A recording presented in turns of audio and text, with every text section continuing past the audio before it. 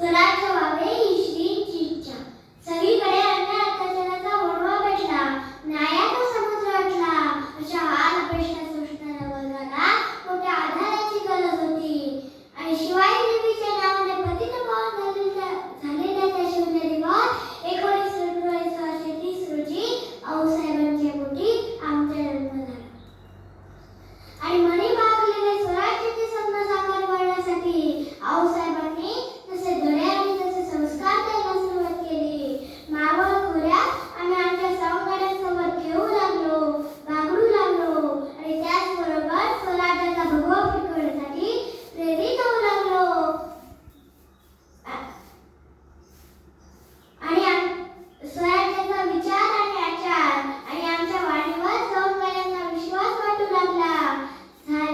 ठरले सवंगडी गोळा झाले आणि रायरेश्वराच्या देवालयात आणाभाका घेतल्या. अवघ्या 14व्या वर्षी डोंगरदऱ्यातून पटाईत असणारे मावळे तोरणा किल्ला जिंकताना तरी काय कमी पडते.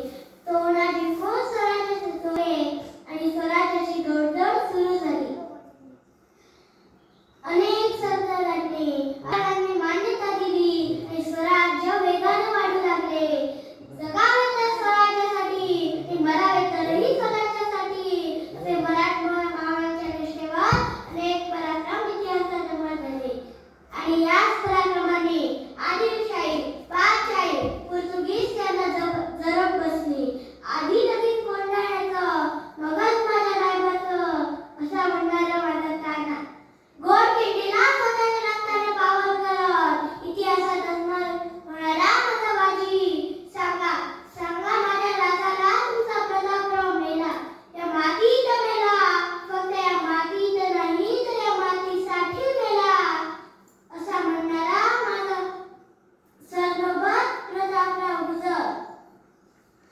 माझा मृत्यू कसला मृत्यू, मरताना सुद्धा शिवाजी राजा म्हणून मरतोय, त्याच्यात भाग्य ते काय असा म्हणणारा माझा शिवा काशी दुसऱ्यांच्या गोटात शिरून इथं मूत पात्र आणणारा माझा बहीण